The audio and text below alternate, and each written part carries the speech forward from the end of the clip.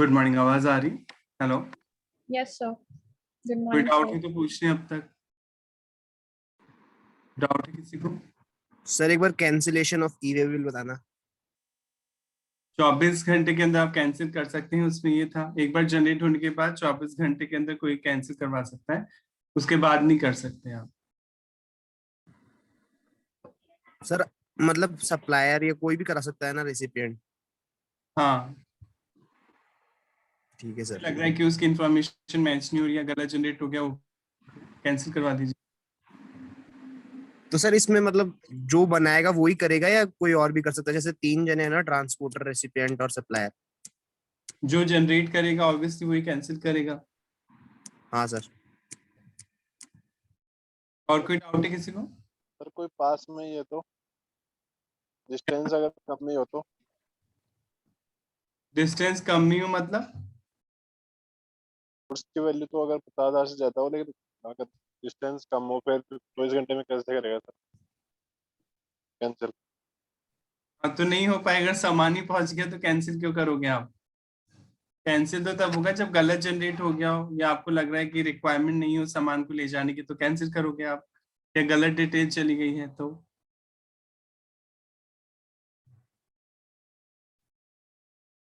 कोई डाउट और कोई प्रॉब्लम? चलिए फिर आगे बढ़ते हैं। जो टॉपिक आप कहते थे बचा हुआ था, टाइम ऑफ सप्लाई, इसे पूरा कर लेते हैं। वैसे आधी चीज तो पढ़ी हुई है आपकी इसमें, फिर रिपीटेशन है, बाद रिवाइज भी हो जाएगा। टाइम ऑफ सप्लाई एक टॉपिक है जीएसटी में, ठीक है। इस टॉपिक का मतलब क्या है कि किस टाइम पर आकर आप लायबल हो जाते हैं जीएसटी देने के लिए। टाइम ऑफ सप्लाई का मतलब किस टाइम का वो बिंदु, टाइम का वो पॉइंट जब आप जीएसटी पे करने के लिए लायबल हो जाएंगे, तो उसे आप टाइम ऑफ सप्लाई बोलते हैं, ठीक है। तो जैसे आज आपने सामान बेचा, पैसे बाद में मिले कस्टमर ने, तो फिर कब आप लायबल होंगे जीएसटी देने के लिए, वो सीखना है इस चैप्टर में, कि कब आप लायबल हो जाते हैं जीएसटी गवर्नमेंट को पे करने के लिए। उस टॉपिक को अपन, उस टाइम के पॉइंट को हम टाइम ऑफ सप्लाई बोलते हैं। Meaning of time of supply, it means the date on which the charging event has occurred. Charging event मतलब जब आप जीएसटी पे करने के लिए लायबल हो जाएंगे, चार्जिंग इवेंट अकर्ड होगा। टैक्सेबल इवेंट बोल लें, चार्जिंग इवेंट बोल लें, तो उसे टाइम ऑफ सप्लाई बोलते हैं। As a result, the rate of CGST, SGST or IGST, UTGST will be decided in according with the time of supply के according ही rate decide होती है। जो rate चल रही होगी obviously उस rate से देना होगा GST। Based on time of supply, we will also determine the due date of payment of GST। और फिर ड्यू डेट जज होती है। अगर जनवरी का टैक्स है तो ऑब्वियसली 20 फरवरी तक जाएगा। फरवरी में है अगर टाइम ऑफ सप्लाई, फरवरी का टैक्स है तो 20 मार्च तक जाएगा। तो उसके अकॉर्डिंग ड्यू डेट डिसाइड होती है। The Act provides separate time of supply for goods and service। अलग अलग टाइम पीरियड, गुड्स का अलग तरह से कैलकुलेशन होती है टाइम की, सर्विस के केस में अलग तरीके से कैलकुलेशन होती है। Provision relating to issue of invoice, bill कब तक दे देना चाहिए आप पढ़ चुके थे इनवॉइस वाला चैप्टर, उसमें सेक्शन 31 आ चुका था कि बिल आपको कब देना होता है, तो उसको दोबारा मैंने यहाँ रिवाइज के तौर पे लिख दिया। As per section 31 subsection 1, a registered person supplying taxable goods, जब आप गुड्स बेच रहे हैं, shall before at the time of, या तो पहले दे सकते हैं या इस समय दे सकते हैं। Removal of goods for supply to recipient with the supply involve movement of goods. आप पढ़ चुके थे अगर गुड्स मूव हो रहे हैं, एक जगह से दूसरी जगह जा रहे हैं, तो बिल आपको पहले भी बना सकते हैं, और जब भेज रहे हैं तो आपको बनाना ही पड़ेगा। बाद में बनाएंगे तो गलत माना जाएगा। आप पहले बनाएंगे बिल, या तो भेजने से पहले या भेजते समय भी बना सकते हैं। रिमूवल के टाइम भी बिल बना के दे सकते हैं रिसिपिएंट कस्टमर को।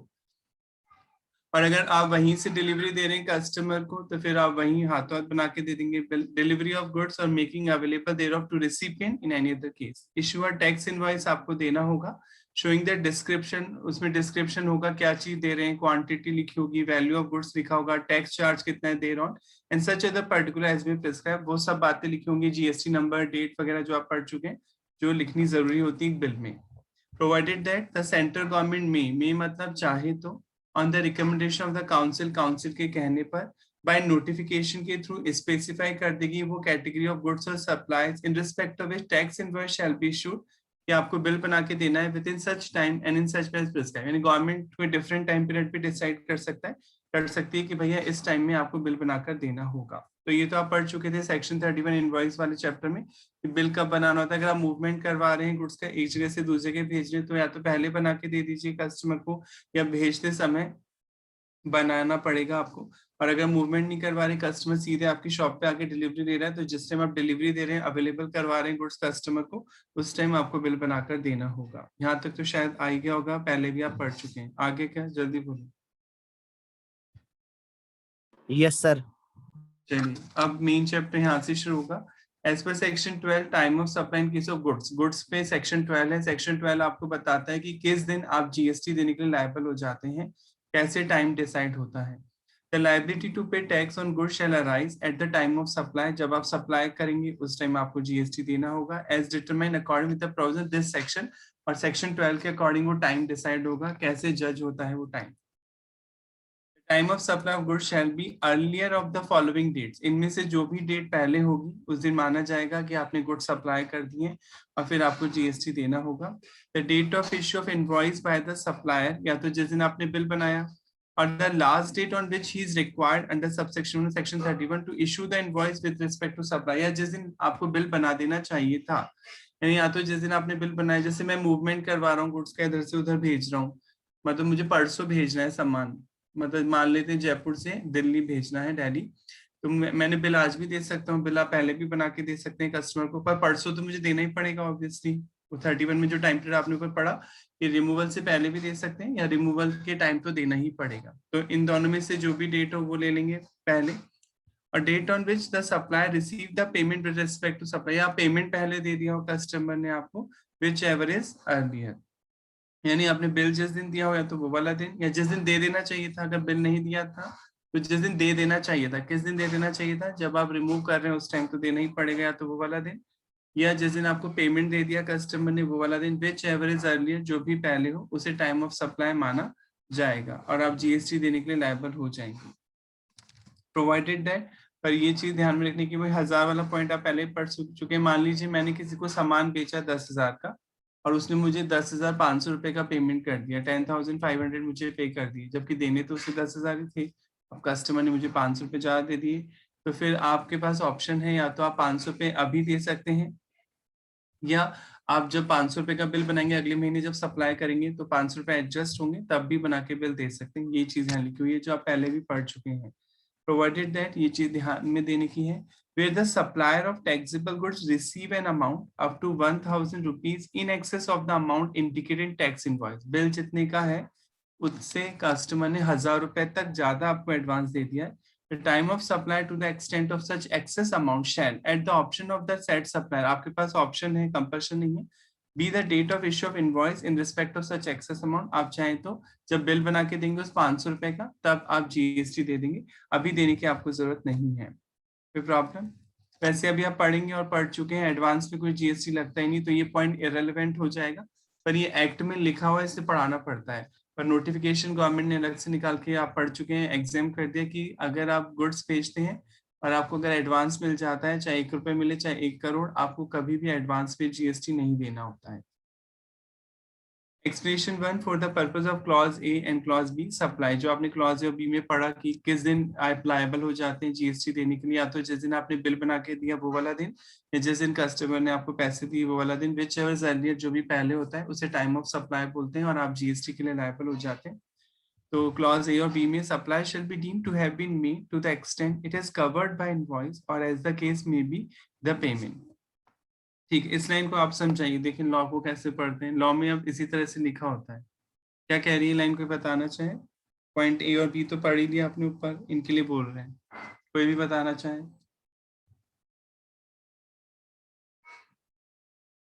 आवाज आ रही? जल्दी बोलिए।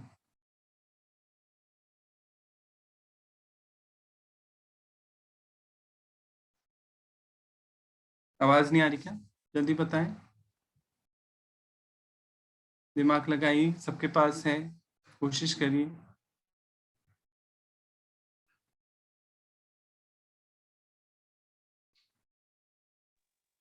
कोई भी नहीं बताएगा।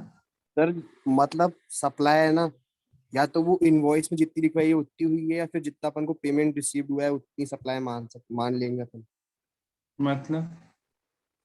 मतलब या तो सर जैसे अपन ने क्लॉज ए और जैसे क्लॉज बी में पढ़ा अपन ने कि एडवांस पेमेंट रिसीव हुआ, तो फिर उतनी एडवांस का पढ़ा बी में तो पढ़ा पेमेंट बिना, एडवांस थोड़ी लिखा है अभी पॉइंट में। हाँ मतलब सर पहले पेमेंट रिसीव हुआ ना, बिल आप बाद में बना सकते हैं। तो सर जितना पेमेंट रिसीव हुआ है, जितना अपन ने इनवॉइस बनाया उसको सप्लाई मान लेंगे अपन। मतलब कोई एग्जांपल? मतलब सर जैसे अपन ने ना पेमेंट अपन को रिसीव हो गया हम्म है ना, अपन सप्लाई अभी तक करे नहीं है और अपन को पेमेंट रिसीव हो गया, तो अब अपन हम्म जितना अपन को पेमेंट रिसीव हुआ है ऐसा ही मान लेंगे, जैसे 10,000 पेमेंट रिसीव हुआ है तो ऐसा मान लेंगे कि अपन 10,000 की सप्लाई करेंगे फ्यूचर में।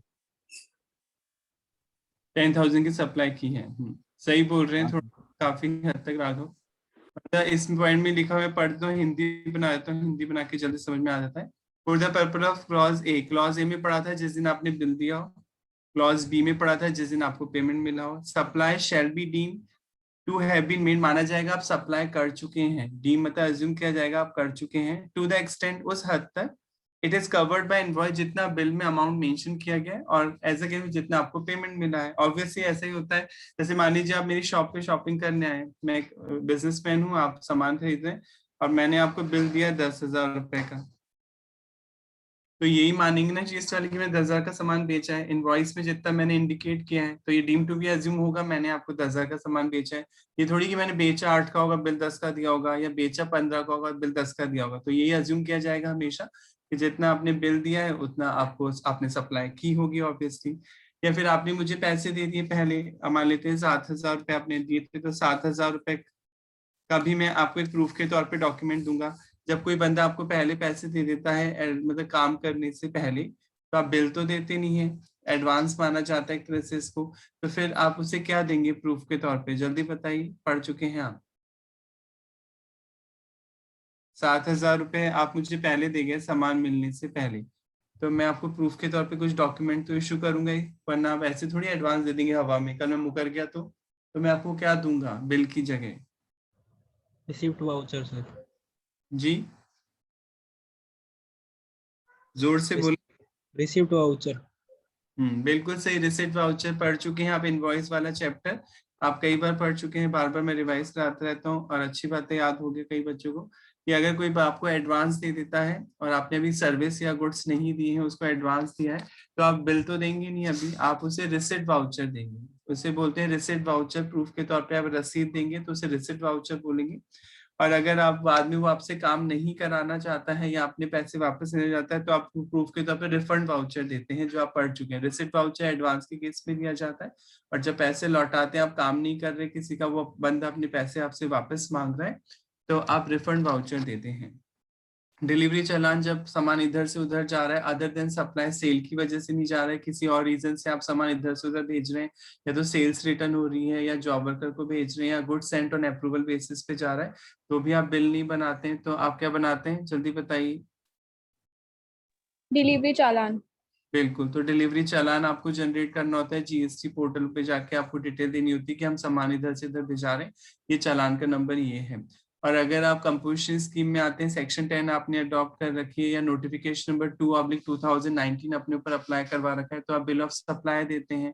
और इन बाकी केसेस में अगर आप सामान बेच रहे हैं सच में, तो आप देंगे टैक्स इनवॉइस या इनवॉइस बोला जाता है।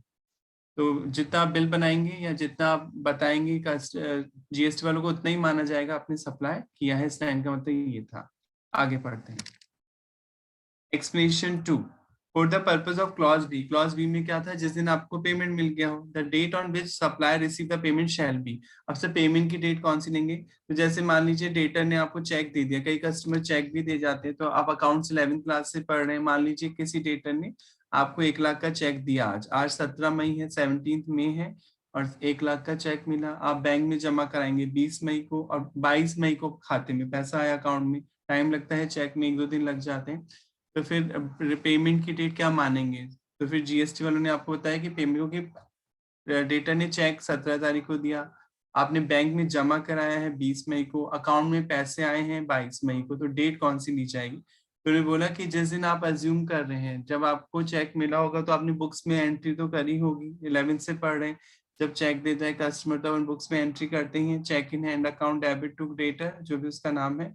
तो या तो वो वाला दिन, या सच में आपके अकाउंट में पैसा आ गया हो, जैसे आजकल गूगल पे पेटीएम से पहले ही पैसा आ जाता है, एंट्री तो बाद में बनती है अकाउंट में। विच एवर इज अर्लियर, जो भी पहले हो उसे माना जाएगा आपको पेमेंट मिल गया। या तो आपने बुक्स में एंट्री करी वो वाला दिन, या जिस दिन सच में बैंक में पैसा आया वो वाला दिन, विच एवर इज अर्लियर, वो माना जाएगा आपको पेमेंट मिल गया। देखिए, for the purpose of clause B, that is the date on which the supplier received the payment shall be the date on which the payment is entered into books account, जिस दिन आपने entry कर दी books account में लिख दिया वो वाला दिन, या date on which the payment is credited to bank account, या सच में जिस दिन बैंक में पैसा है वो वाला दिन, विच एवर इज अर्लियर, वो माना जाएगा। कोई प्रॉब्लम है तो पूछें, जल्दी बोलें। सर जैसे अपन को है ना एडवांस रिसीव्ड हो गया, तो नहीं देना जीएसटी।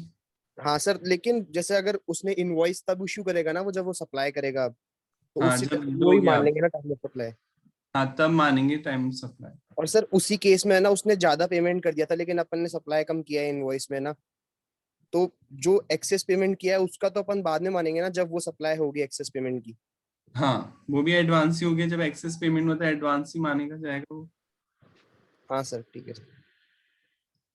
लिखा हुआ भी इसमें नोट जो आप पूछ रहे हैं, as per notification 66/2017 all tax payer except composition scheme supply, section 10 वाली की बात नहीं हुई, बाकी सबकी बात हो रही है।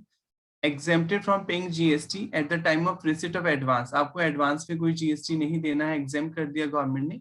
इन relation to supply of goods की बात हो रही है, सर्विस की नहीं बात हो रही, केवल गुड्स की बात है। अगर गुड्स के केस में आपको कोई एक्सेस पेमेंट कर देता है, एडवांस मिल जाता है, तो आपको अभी नहीं देना है GST. Therefore entire GST shall be payable, पूरा जीएसटी कब देना होगा, when the invoice for the supply of such goods issued और ought to have been issued, या जिस दिन आपको बिल देंगे या जिस दिन दे देना चाहिए। ought to मतलब बिल हो सकता है आप लेट दे रहे हो, लेट नहीं, जिस दिन दे देना चाहिए था या जिस दिन आप बिल दे रहे हैं वो वाले दिन आप जीएसटी पे करेंगे।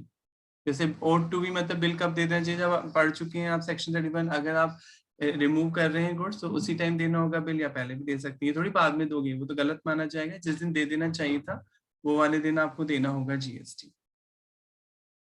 Composition scheme supplier always pay tax on turnover in the state or unit territory for a quarter, आप पढ़ चुके, क्वार्टरली देता है कंपोजिशन स्कीम वाला, तो रिटर्न क्वार्टरली भरता है एट अ प्रिस्क्राइब रेट, और रेट भी पता है 5%, 1%। Therefore such supplier will not pay any tax on advance amount, advance में वो भी नहीं देता tax, because advance payment receive does not form part of taxable supply. Sale नहीं है ना, आप 11 से पढ़ रहे हैं, किसी ने पैसे दिए, सामान तो बिका ही नहीं, तो सेल थोड़ी मान सकते हैं उसको। तो जब सेल ही नहीं हुई तो उसके टर्नओवर में वो जुड़ेगी भी नहीं, और टर्नओवर एडवांस पे वो भी नहीं देगा जीएसटी। चाहे आप कंपोजिशन में आते हो चाहे नॉर्मल स्कीम में आते हो, एडवांस बेसिस पे आपको नहीं देना होगा किसी भी तरह का जीएसटी। और ये क्वार्टरली भरता है तो पता ही, कंपोजिशन स्कीम डीलर क्वार्टरली एक रिटर्न भरता है, उस रिटर्न का फॉर्म नंबर कौन सा होता है जल्दी बताइए, पढ़ चुके हैं ना आप रिटर्न वाला चैप्टर, कौन से फॉर्म में जाती है रिटर्न? 9 में।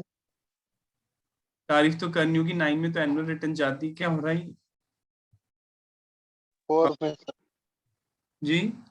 4 में। आवाज नहीं आ रही ढंग से, कोई और बताएगा लास्ट में? आप पढ़ चुके हैं CMP 08 फॉर्म नंबर, पढ़ा था ना CMP 08, अगले महीने जैसे क्वार्टर खत्म होगा 18 तारीख तक फाइल करना होता है। आप पढ़ चुके हैं CMP 08 फॉर्म नंबर होता है जो क्वार्टरली भरना होता है कंपोजिशन स्कीम डीलर को, और GSTR 4 होता है वो एनुअल होती है, वो 30 अप्रैल तक इसे फाइल करनी होती है, ठीक है। और एनुअल रिटर्न भी फाइल करनी होती है GSTR 9 में, ठीक है, वो आप पढ़ चुके हैं। तो फिर आप बोलना था सही था CMP 08, अगर क्वार्टरली भर रहा है तो CMP 08 फॉर्म नंबर में ये डिटेल देता है जीएसटी डिपार्टमेंट को। जैसे ही क्वार्टर खत्म होता है 18 तारीख तक, यानी अप्रैल मई जून खत्म हुआ तो 18 जुलाई तक डिटेल इसे देनी होती है जीएसटी डिपार्टमेंट को। कोई प्रॉब्लम, कोई डाउट है तो पूछ लें। क्लियर हो गए यहाँ तक? Yes sir. चलिए, आपको बताना है, क्वेश्चन में स्क्रीन पे लिख रहा हूँ, आपको पहले बताना है कि इसमें टाइम ऑफ सप्लाई क्या होगा, मतलब किस दिन माना जाएगा कि आपको जीएसटी देना है। टाइम ऑफ सप्लाई पढ़ना है, किस दिन आप लायबल हो जाएंगे जीएसटी देने के लिए, वो आपको बताना है। सपोज मैं आज सामान बेच रहा हूँ किसी को, मैं जयपुर से सामान मुंबई भिजवा रहा हूँ, रिमूवल हो रहा है, गुड्स एक जगह से दूसरी जगह जा रहे हैं, ठीक है। आज 17 मई है, 17 मई को मैंने रिमूव कर दिया, ट्रक में लोड कर दिया सामान और रिमूव करवा दिया, ठीक है। अब जो बिल बनाया मैंने 19 मई को बनाया बिल, और कस्टमर ने मुझे 22 मई को पेमेंट किया, 22 मई।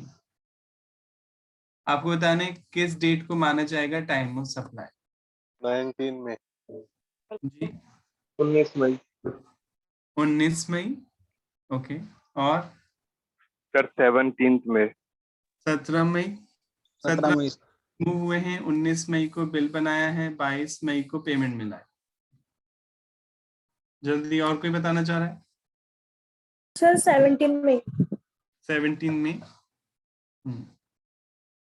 चलिए, पहले हिमांशु ने बोला था सबसे पहले 17 मई। हिमांशु बताएंगे क्यों 17 मई क्यों होगा? बताइए 17 मई क्यों होगा? सर बिकॉज क्लॉज ए में बोला था कि हम्म। एक्चुअल इनवॉइस डेट होती है या फिर रिमूवल ऑफ गुड्स होता है या डिलीवरी गुड्स होता है, इसमें से जो भी अर्लियर होता है उसको लेते हैं। और सर क्लॉज बी था पेमेंट, तो सर पेमेंट और जो एक्चुअल डिलीवरी है, जो रिमूवल ऑफ गुड है सर, उसमें से अर्लियर 17 में है, तो 17 एक्चुअल में डिलीवरी तो देखेंगे नहीं ना, यहाँ पे तो रिमूवल हो रहा है गुड्स का। वो तो एक्चुअल डिलीवरी तो आप वहीं पे कस्टमर लेने आ गया सामान, तो रिमूवल हो रहा है गुड्स का, तो 2 ही पॉइंट यस लगेंगे। Sir, yes sir, yes sir, removal of goods देखेंगे और एक्चुअल पेमेंट देखेंगे, तो इसमें से जो भी अर्लियर है वही होगा सर। थोड़ा सा गलत बताया और कोई बताएगा लास्ट में? कोई ट्राई करेगा और कोशिश करिए, दिमाग खोलिए, डरिए नहीं, गलती तो होगा, ट्रैक में क्या जा रहा है। कोई नहीं बता रहा, चलिए मैं बताता हूँ। अभी आपने पढ़ा सेक्शन 31 रिवाइज करवाया था मैंने। सेक्शन 31 क्या बोलता है? बिल कब दे देना चाहिए अगर रिमूव करवा रहे हैं। अब रिमूवल हो रहा है गुड्स का और गुड्स एक जगह से दूसरी जगह जा रहे हैं। आपने अभी सेक्शन 31 मैंने रिवाइज कराया था, वैसे आप इनवॉइस वाले चैप्टर में पढ़ चुके हैं।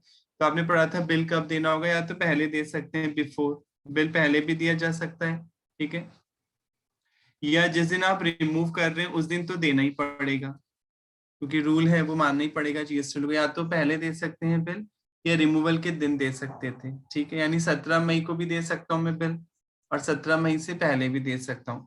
पर मैंने बिल दिया था 19 मई को, तो जीएसटी वाले से इग्नोर कर देंगे, वो मानेंगे ही नहीं 19 मई को, क्योंकि उनके अकॉर्डिंग तो बिल कब दे देना चाहिए था? 17 तारीख को ही दे देना चाहिए था।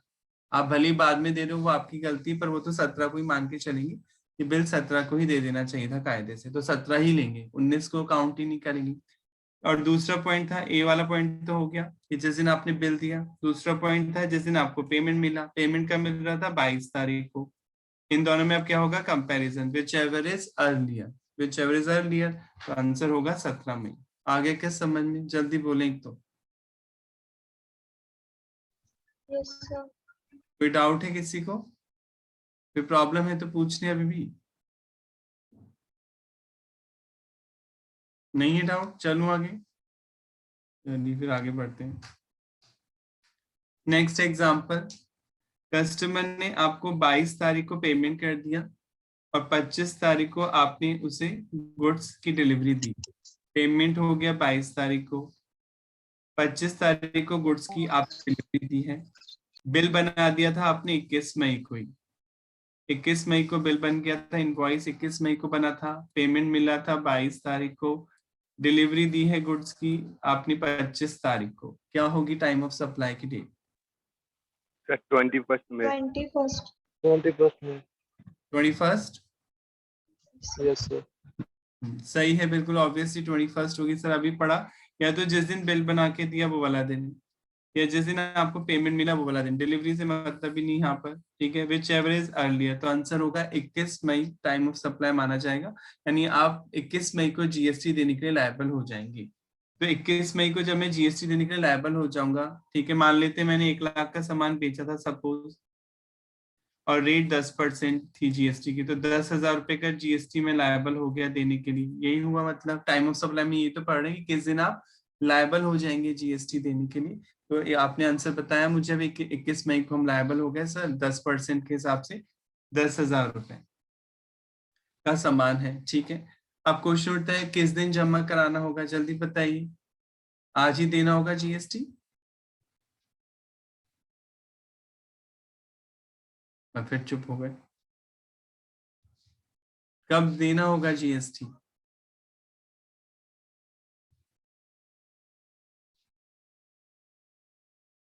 बहुत इजी। आवाज आ रही है? पहले तो ये बताइए, आवाज आ रही है नहीं? सर 20 जून को देना होगा, तक बड़ी देना जल्दी होगा। बोले आप। दाल बाटी खा रहे थे क्या इतनी देर तक? पढ़ तो चुके हैं, बाकी बच्चे चुप बैठे हैं। आप पढ़ लिया है कि जीएसटी की लायबिलिटी जब आप रिटर्न भरते हैं तब देनी होती, तो ठीक है। इसका मतलब क्या हुआ कि आज आप लायबल तो हो गए, जीएसटी देने के लिए आप लायबल हो गए आज 21 मई को, पर मैक्सिमम डेट है अगले महीने की 20 तारीख, क्योंकि अगर आप नॉर्मल टैक्स पेयर में आते हैं तो अगले महीने की 20 तारीख को रिटर्न भरेंगे, तो आप 20 तारीख तक दे सकते, चाहो तो आज भी दे सकते हो। आपको ऐसा बोलना था कि सर दे तो आज भी सकते हैं, मना तो नहीं कर रहा, पोर्टल ऑनलाइन आप पेमेंट कर सकते हैं, पर मैक्सिमम डेट है अगले महीने की। मई की रिटर्न कब भरेंगे हम? नेक्स्ट महीने की 20 तारीख तक भरेंगे, 20 जून। तो 20 जून आखिरी डेट होगी, उस दिन तो देना ही पड़ेगा। हाँ, उसके बाद अगर दोगे तो आप पढ़ चुके 18% से इंटरेस्ट लगने लग जाएगा। आगे के सर में जल्दी बोलिए। Yes sir. कोई डाउट है किसी को? No sir. चलिए अब आगे बढ़ते हैं। फिर ये वाला तो हो गया पॉइंट आपका क्लियर। अब हम एग्जांपल करते हैं इंस्टीट्यूट की बुक से आपकी। ये तो टॉपिक तो पढ़ लिया आपने।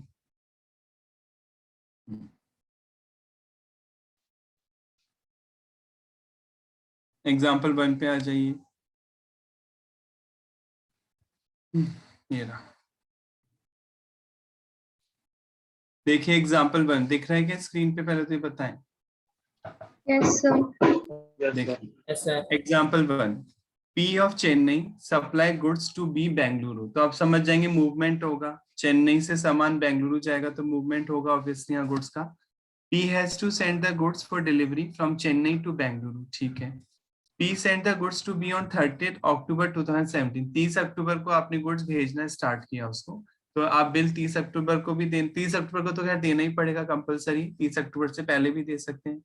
Turnover of P in the previous year was ₹2 crore. P का जो टर्नओवर है, यानी सप्लायर है ना P जो भेज रहा है, बेच रहा है सामान P, उसका टर्नओवर 2 करोड़ है लास्ट ईयर का। तो लास्ट ईयर का टर्नओवर क्यों बता रखा है, पहले तो ये बताइए। ऑडिट के लिए कि ऑडिट के लिए? ऑडिट के लिए? ऑडिट कहाँ से आ गई इसमें सुभाष? जीएसटी में रजिस्टर्ड है नहीं, इससे बता रखे कि कंपोजिशन स्कीम में नहीं आता, क्योंकि अगर 1.5 करोड़ का होता, 1.5 करोड़ से कम वाला तो कंपोजिशन आ सकता है, तो वो क्वार्टरली देगा। समझ में आ रहा है? तो ये क्वार्टरली तो दे नहीं सकता, तो ये कहना चाह रहा है क्वेश्चन की नॉर्मल टैक्स पेयर है, क्योंकि इसने टर्नओवर बता रखा है आपको, और ऑब्वियसली 40 लाख से ज्यादा है तो जीएसटी नंबर तो होगा ही होगा इसके पास, ये तो आप समझते ही हैं। चलिए आगे बढ़ते हैं। Find the time of supply, आपको टाइम ऑफ सप्लाई बताना है कि किस दिन ये लायबल होगा जीएसटी देने के लिए।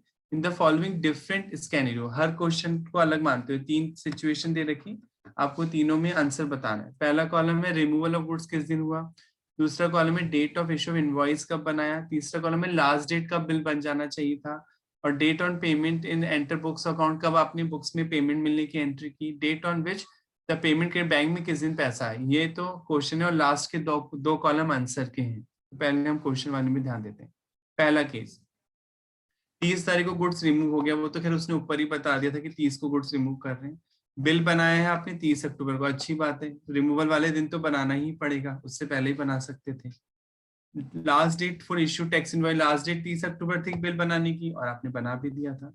पेमेंट एंटर हुआ बुक्स में, आपने माना 31 अक्टूबर को पेमेंट मिल गया, और सच में बैंक में पैसा आया है 1 नवंबर। अपन ने अब कम पढ़ाया था भी मैंने आपको, अगर रिमूव हो रहा है गुड्स तो 2 चीजों में कंपैरिजन करना है। एक तो आपने बिल जिस दिन बना के दिया वो वाला दिन, या जिस दिन आपने माना कि आपको पेमेंट मिल गया वो वाला दिन, विच एवर इज अर्लियर, जो भी दोनों में से पहले हो उस दिन आप टाइम ऑफ सप्लाई माना जाएगा।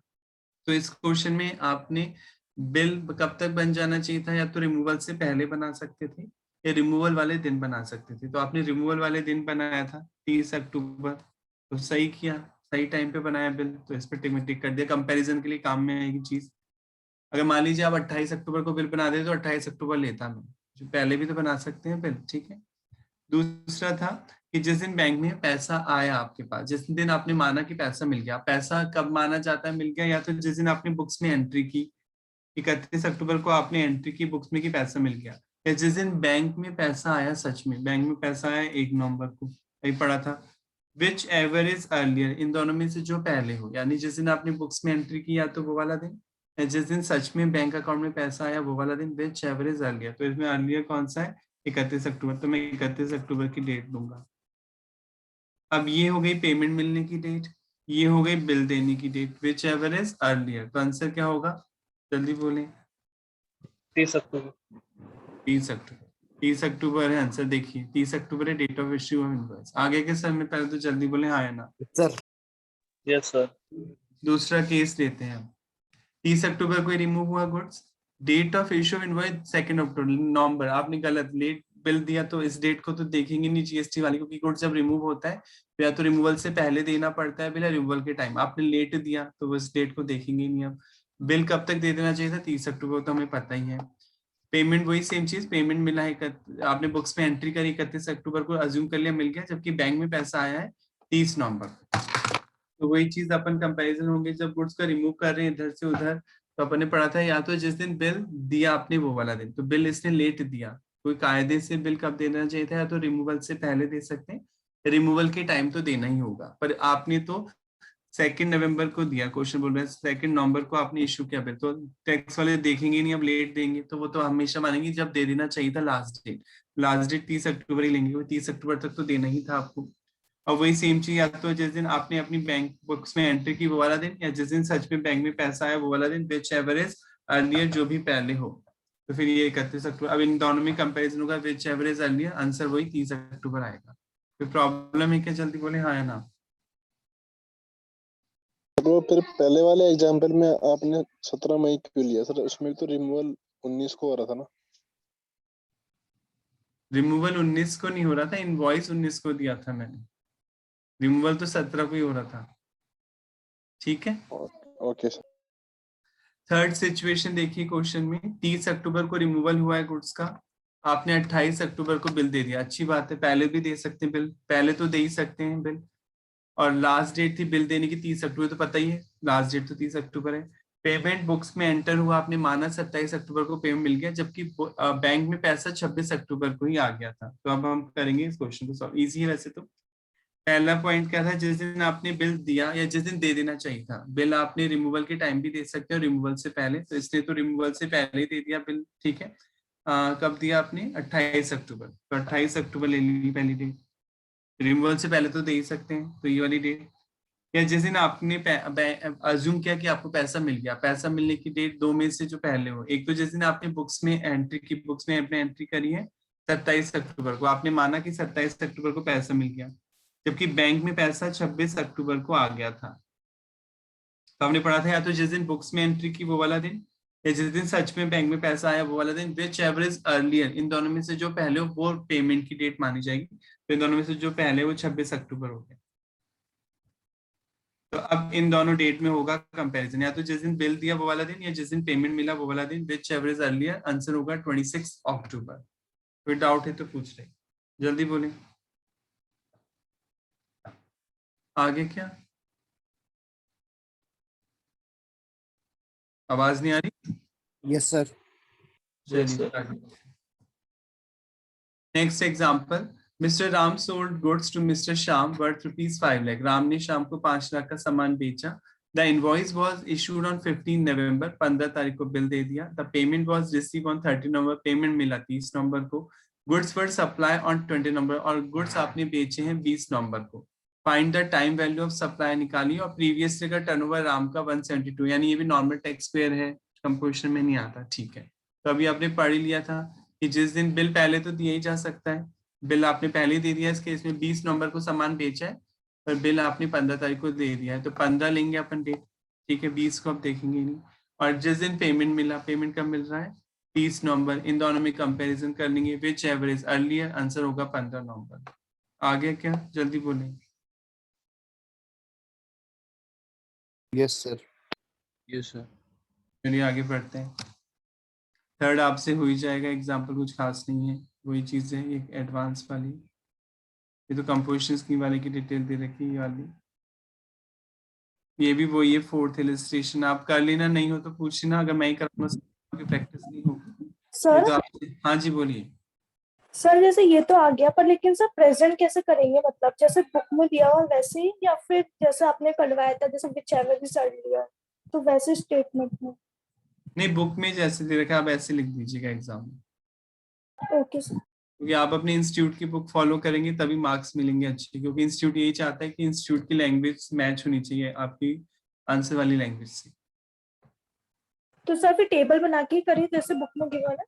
नहीं जरूरी नहीं, टेबल आप लैंग्वेज यूज करें, टेबल बनाने की जरूरत नहीं है।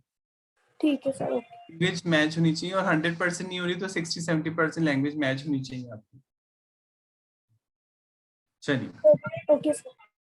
फिफ्थ इलिस्ट्रेशन देखते हैं। Fifth illustration, x and company being a trader receive an advance 2500। ठीक है, आपको एडवांस मिल गया 2500 रुपए का ऑन 29 नवंबर 29 नवंबर को for goods worth ₹10,000 to be supply in the month of January. सामान 10,000 रुपए का है टोटल।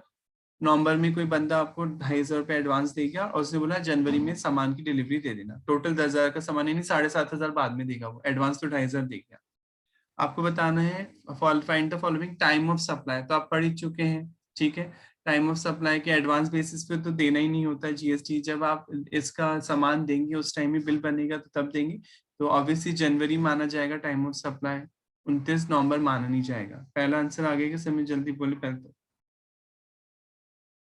आगे क्या, फिर चुप हो गए, जल्दी जल्दी। Yes sir. एक बार नोट पढ़ लें, आंसर का नोट है प्रीवियस ईयर का टर्नओवर 0.80 करोड़ है। 0.80 मतलब 80 लाख है इसका, तो फिर इसका 1.5 करोड़ से कम है और इसने कंपोजिशन स्कीम अडॉप्ट कर रखी है। तो आप पढ़ चुके हैं अगर आप कंपोजिशन स्कीम में आते तो क्वार्टरली देना होता है टैक्स, तो जनवरी में देगा अभी टैक्स। तो जनवरी फरवरी मार्च का जो क्वार्टर है, जनवरी फरवरी मार्च एक क्वार्टर हुआ, तो कब जमा कराएगा ये टैक्स? जनवरी का 18 अप्रैल तक। पढ़ चुके हैं आप, कंपोजिशन स्कीम वाला तो क्वार्टरली देता है टैक्स। तो जनवरी में टाइम ऑफ सप्लाई माना जा रहा है, जनवरी का टैक्स है, तो जनवरी फरवरी मार्च ये तो 3 महीने का एक साथ जमा कराएगा। तो ये पूछे ड्यू डेट क्या आएगी, तो 18 अप्रैल आएगी ड्यू डेट। ये भी आगे के समय जल्दी बोलें। सर वो ऊपर एडवांस वाला पॉइंट फिर से बताना एक बार। एडवांस पे तो देना ही नहीं है जीएसटी नवंबर में, तो आप पढ़ तो चुके, एडवांस को तो भूल जाएंगे। बिल अब सामान कब देना ही, जनवरी में, तो जनवरी माना जाएगा ना टाइम ऑफ सप्लाई। आगे क्या, ओके सर। तो फिर जनवरी का टैक्स कब तक जमा हो जाना चाहिए अगर आप कंपोजिशन में आते हैं तो बोलें, अप्रैल में। आता है ना। तो जनवरी फरवरी मार्च एक क्वार्टर हुआ, तो तीनों क्वार्टर 3 महीने का टैक्स एक साथ जमा कराता है ना कंपोजिशन वाला। तो फिर वो कब तक ड्यू डेट होगी? 18 अप्रैल होगी ड्यू डेट। तो फिर उसमें पहले वाले केस में भी तो 26 को एडवांस ही मिल गया ना एक तरह से, कि 30 को तो वो बिल दे रहा है ना। कौन सा पहले वाला केस सुभाष, तुम कहाँ खोए रहते हो? सर ये अभी करवाया था ना आपने 30 तो मैं वही जब अक्टूबर कराया था, जब मैं 2 बार पूछता हूँ समझ में आया नहीं आता, बोलते नहीं है। कौन सा पहले वाला कराया था मैंने? पहले इसको कर लेते फिर आपके पहले वाले पे आएंगे। ठीक है, यहाँ और किसी को प्रॉब्लम है सुभाष के अलावा इसमें तो पूछ ले जितनी भी प्रॉब्लम आ रही माइंड में, जितने भी क्वेश्चन आ रहे, नहीं आ रहा बाई चांस तो पूछ ले। आगे फर्स्ट वाला बता दो इसमें। सुभाष को नहीं, आपको भी बताएंगे, पहले औरों से पूछ लें, आपकी प्रॉब्लम बाद में। वो तो पहले वाले में प्रॉब्लम है, पीछे जाना पड़ेगा, पेज ये खुला हुआ है। एडवांस वाला ही है सर, एडवांस वाले में प्रॉब्लम आ रही है। अभी ये आपको यहाँ तक आगे इस वाले क्वेश्चन में जो कराया जा रहा है सुभाष, ये वाला आगे के समय में जो भी कराया 2 पॉइंट, इसमें तो कि भाई एडवांस पे नहीं मानेंगे तो जनवरी में ले लिया, चलो पेमेंट मिला तब मान लेंगे वो तो जीएसटी। आपको आ गया ना? पहले तो ये बताएं, हाँ है ना? Yes sir yes. ठीक है, और किसी को डाउट है इसमें? नहीं है, चलिए आगे बढ़ते हैं। सी पॉइंट क्या पूछे इसने, सीजीएसटी एसजीएसटी की लायबिलिटी निकाली है। तो आपको कंपोजिशन स्कीम की रेट याद ही होंगी और याद रखनी है एग्जाम में। आप कंपोजिशन स्कीम की रेट पढ़ चुके हैं। अगर आप मैन्युफैक्चरर हैं या ट्रेडर हैं तो 1% से देना होता है जीएसटी, और अगर आप रेस्टोरेंट या आउटडोर कैटरिंग वाले हैं तो 5% से देना होता है। तो इस क्वेश्चन में तो ये ट्रेडर है तो 0.5% लगेगा सीजीएसटी, 0.5% लगेगा एसजीएसटी। टर्नओवर सेल पे देना होता है, अमाउंट कितना लिया है, 10,000 का सामान बेचा है तो 10,000 का 0.5% सीजीएसटी हो गया, 0.5% एसजीएसटी हो गया। ये नीचे इन्होंने पता नहीं क्या रामायण चेपी, ये नहीं, इस क्वेश्चन का पार्ट नहीं, गलती से लिखी है। आंसर यहीं तक है, सी पॉइंट तक। आगे के समय में यहाँ तक कोई डाउट है इस एग्जाम्पल में किसी को तो पूछ नहीं। अब बोले सुभाष, आप कौन सा एग्जाम्पल कह रहे थे? प्रीवियस वाला सर फर्स्ट वाला क्वेश्चन नहीं किया था ना अपन। हाँ फर्स्ट किया था अपन ने अभी, उसमें क्या नहीं आया? पूछिए क्या नहीं आया इसमें? 26 को मिल रहा है ना सर, एडवांस ही होगा ना सर, 30 अक्टूबर को तो वो दे रहा है ना। हाँ मतलब कि डेट ऑफ इनवॉइस तो 28 है। हाँ और 26 को पेमेंट मिल गया तो फिर एक तरह से वही हो गया ना, फिर एडवांस ही हो गया ना। एडवांस समझे नहीं, सेम मंथ में एडवांस नहीं माना जाता जीएसटी में। सेम मंथ में तो मैं दे ही रहा हूँ सामान, एडवांस जनरली होता है कि अब आप 2-3 महीने कोई बंदा आपको 1 या 2 महीने पहले पैसे देगा। सेम मंथ को काउंट ही नहीं करते जीएसटी में, क्योंकि आपने 15 तारीख को पैसे दिए, मैंने 20 तारीख को सामान भिजवा दिया, तो नवंबर में भिजवा दिया ना सामान मैंने आपको, तो मुझे जीएसटी तो नवंबर का वैसे भी कब देना था, दिसंबर तक ही देना होगा, तो इसमें नहीं माना जाएगा एडवांस। समझ में आ गया? ओके सर, यही हो रही थी थोड़ी सी। सेम मंथ में नहीं माना जाता एडवांस। और कोई डाउट, कोई प्रॉब्लम है तो पूछनी।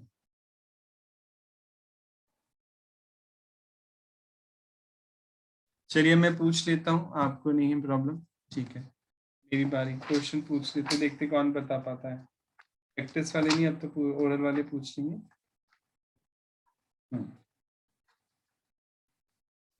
कितने डिजिट का होता है जीएसटी नंबर, जल्दी बताइए। 12।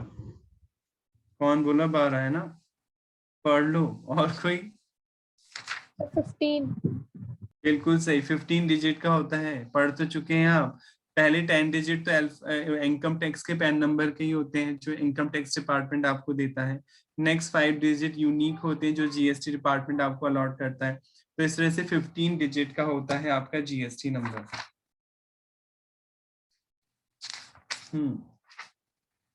टीसीएस कब काटा जाता है और कौन काटता है? टैक्स कलेक्टेड एट सोर्स, जल्दी बताइए। टीसीएस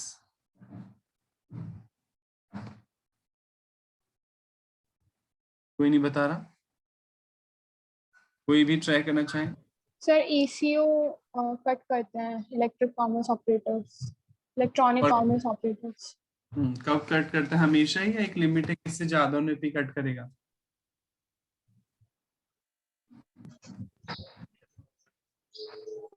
सर कोई लिमिट नहीं है।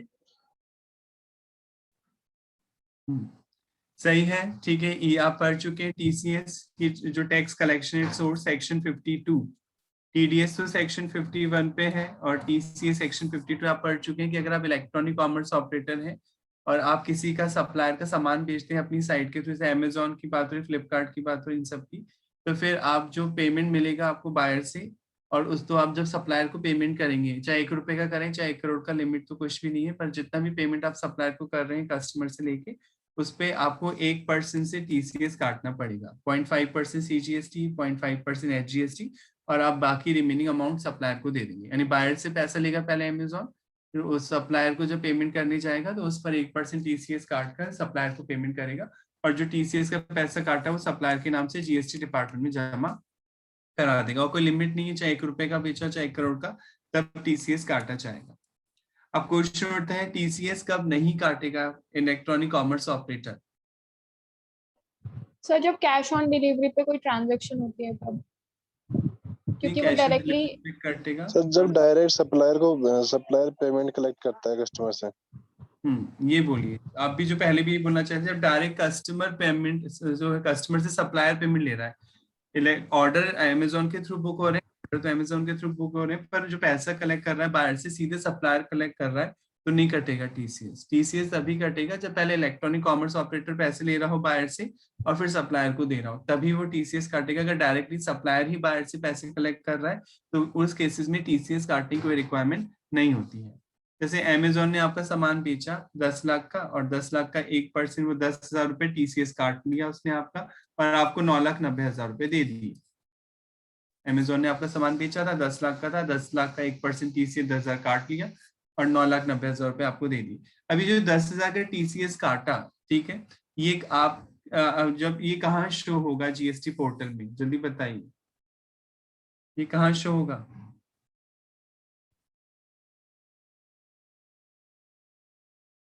नहीं पता, बड़ी अजीब बात है, ये तो इजी था। अब पढ़ तो चुके जीएसटी पोर्टल में जब हम अपना अकाउंट लॉगिन करते हैं, तो एक तो होती है क्रेडिट लेजर, एक होती है कैश लेजर, और एक होती है लायबिलिटी लेजर। पढ़ाया था ना शायद तीनों, credit ledger, cash ledger, liability ledger. अब पहले तो आप इन्हें रिवाइज कराइए होती क्या है तीनों, जल्दी कोई बताना चाहे, कोई बताना चाहे?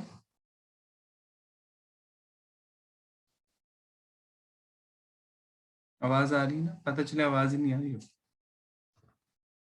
क्रेडिट लेजर तो वो जैसे मतलब इनपुट दे के आते हैं उसमें हो जाती है, परचेज करने पे जो इनपुट टैक्स दे के आते हैं तो वो इन क्रेडिट लेजर में हो जाती है। और कैश लेजर जो एडवांस दे देते हैं हम, मतलब कि टैक्स एडवांस दे देते हैं तो वो कैश लेजर में शो होती है। एडवांस मतलब जो जमा कराते हैं, ठीक है। हाँ, टैक्स पे एडवांस जमा करवाते हैं तो वो कैश लेजर में। सर लायबिलिटी वाले को पता नहीं। सही है, काफी हद तक आप पढ़ चुके हैं। जब आप किसी को खरीदने पे टैक्स दे के आते हैं, इनपुट टैक्स, तो जब वो जीएसटीआर 1 भर देता है, जीएसटीआर 1 भरता है सप्लायर, तो वो आपका इनपुट टैक्स क्रेडिट लेजर में शो होता है। क्रेडिट लेजर में आपका इनपुट टैक्स शो होता है, उसमें शो हो जाता है कि आपने सामने वाले को खरीदने पे इतना टैक्स दिया। फिर आप जब आउटपुट टैक्स दे देते हैं तो उसमें से वो डिडक्ट हो जाता है क्रेडिट लेजर में से। कैश लेजर जब आप जमा कराते हैं जीएसटी, आप जमा कराते हैं, पेमेंट करते हैं जीएसटी का, तो वो कैश लेजर में शो होता है। और लायबिलिटी लेजर में तो लायबिलिटी शो होती है कि नेट आपकी जीएसटी की लायबिलिटी क्या आ रही है इनपुट आउटपुट घटाने के बाद में। तो ये जो टीसीएस काटा जाता है, जो टीडीएस काटा जाता है, एक तरह से आप इनकम टैक्स भी पढ़ते हैं, एडवांस टैक्स ही होता है। किसी बंदे ने पहले ही आपका टैक्स जमा करा दिया जीएसटी डिपार्टमेंट को या इनकम टैक्स डिपार्टमेंट को, तो इसका क्रेडिट मिल जाएगा, पर ये कैश लेजर में शो होगा, क्योंकि ये इनपुट टैक्स तो है नहीं, खरीदने पे कोई टैक्स थोड़ी दिया अमेजोन को आपने। तो ये जो टीडीएस और टीसीएस का पैसा होता है, ये कैश लेजर में शो होता है। हाँ, और जब मान लीजिए आपको जीएसटी देना है गवर्नमेंट को 80,000, तो आप ये कैश लेजर में से घटा सकते हैं 10,000, और नेट 70,000 रुपए ही आपको गवर्नमेंट को देना होगा, यानी इसका भी क्रेडिट मिल जाता है, पर ये कैश लेजर में शो होता है क्योंकि इनपुट टैक्स नहीं है। आगे के समय जल्दी बोलिए। Yes sir. कोई डाउट और किसी को कोई प्रॉब्लम है? ये तो टीसीएस की बात हो गई। अब बात करते हैं टीडीएस की। टीडीएस कब कटता है, जल्दी बताइए जल्दी। टीडीएस सेक्शन 51, कोई नहीं बोलेगा?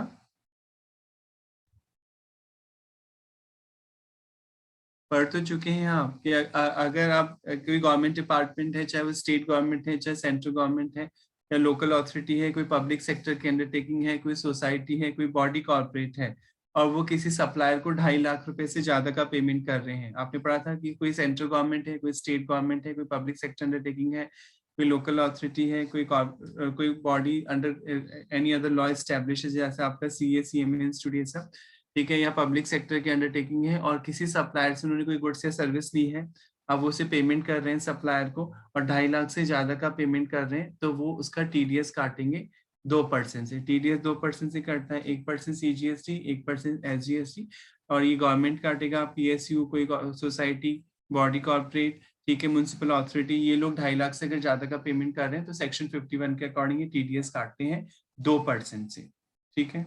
आगे के समय में जल्द, और ये जो टीडीएस काटा जाता है ये भी कैश लेजर में शो होता है, इसका भी आपको क्रेडिट मिल जाता है बाद में। उस जैसे आपका गवर्नमेंट डिपार्टमेंट ने टीडीएस काटा, तो जब आप जीएसटी देंगे, खुद का आउटपुट टैक्स देंगे, उसमें से वो कैश लेजर में जो शो हो रहा है टीडीएस, वो डिडक्ट होने के बाद नेट अमाउंट ही गवर्नमेंट को पे करेंगे। कोई प्रॉब्लम, कोई डाउट है तो पूछिए, जल्दी बोलिए एक तो। No sir. नेक्स्ट क्वेश्चन अब आपको बताना है। मान लीजिए मैंने किसी गवर्नमेंट डिपार्टमेंट को सर्विस दी और मुझे उससे पेमेंट लेना है, 2,35,000 रुपए का पेमेंट है, और जीएसटी था इस पे मान लेते हैं 20,000, तो 2,55,000 रुपए का मुझे पेमेंट लेना है गवर्नमेंट डिपार्टमेंट से। यहाँ टीडीएस कटेगा, हाँ या ना? No sir. क्यों? सर क्योंकि जीएसटी को ऐसे include रिमूव करते करके हैं। देखते हैं ना, इंक्लूड करके देखते हैं, एक्सक्लूड? एक्सक्लूड करके। बिल्कुल सही बोला था उन्होंने। आप पढ़ चुके हैं टीडीएस जब 2.5 लाख की लिमिट चेक की जाएगी टीडीएस के केस में, तो आप जीएसटी हटाकर देखेंगे, जीएसटी इंक्लूड करके नहीं। तो जीएसटी अगर मैं हटा दूं इसमें से, तो केवल 2,35,000 रुपए ही मुझे लेने हैं, तो फिर यहाँ पे टीडीएस नहीं काटेगा गवर्नमेंट डिपार्टमेंट, पूरे 255 मुझे दे देगा, वो अकाउंट पे कर देगा, और यहाँ पे वो टीडीएस नहीं काटेगा। टीडीएस जीएसटी हटा के देखना है, जीएसटी हटा के अगर 2.5 लाख से ज्यादा का बन रहा है तो ही वो मेरा टीडीएस काटेंगे, अदरवाइज टीडीएस नहीं काटा जाएगा इस केस में। नेक्स्ट क्वेश्चन आपसे, मैं सामान को इधर से उधर भेज रहा हूँ, मान लेते हैं मैं जयपुर से गुजरात भेज रहा हूँ सामान, ठीक है, सामान है 40,000 का, ठीक है, और इस पे जीएसटी लगाना है 12 मान लेते ज्यादा मान लेते हैं 30%,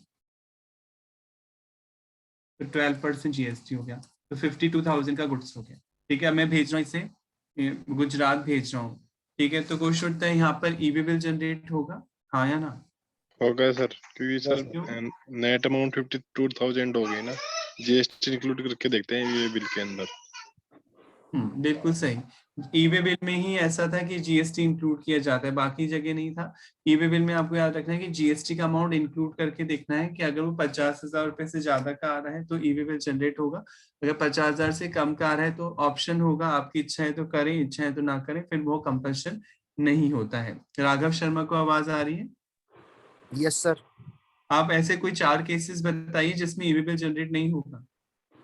वैसे तो 8-9 केसेस पड़े थे, आप 4 के नाम बता दीजिए। सर एक तो है ना, जब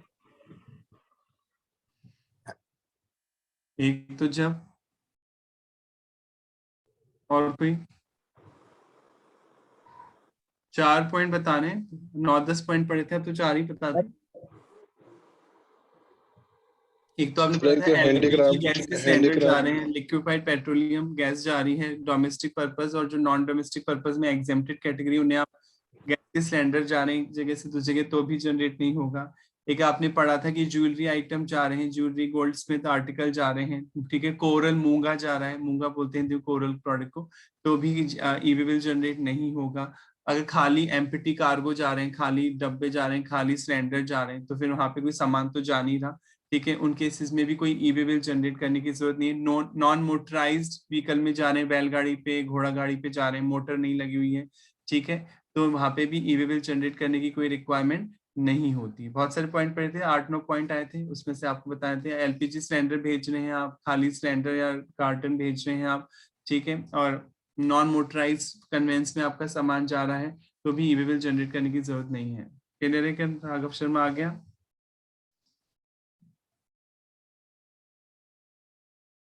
जल्दी बोले, आगे क्या?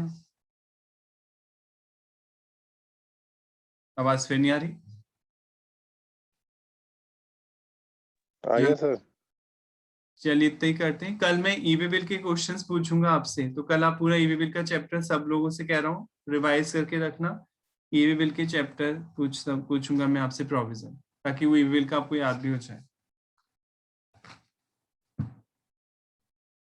क्लियर है? Yes sir. Yes okay. Sir. 10 जून के बाद आपके 4 टेस्ट ले लूंगा मैं, ठीक है, 10 कोर्स करा देता हूँ, उसके बाद ही मैं आपके 4-4 चैप्टर से 5-5 चैप्टर के टेस्ट बना के टाइम पीरियड दे दूंगा, उस टाइम में ही आपको सबमिट करने होंगे, ठीक है। अभी नहीं ले रहा मैं टेस्ट, एक बार कोर्स करा देता हूँ, रिवाइज करा दूंगा, फिर कुछ टॉपिक जो इंपॉर्टेंट आप बोलेंगे या मैं बोलूंगा, उसके बाद टेस्ट रख लेंगे। बहुत टाइम में वैसे भी, और जून वालों के पास भी बहुत टाइम है, कोर्स तो मई में उनका लगभग पूरा हो जाएगा, जून तक। चलिए कल मिलते हैं। Have a nice day, thank you.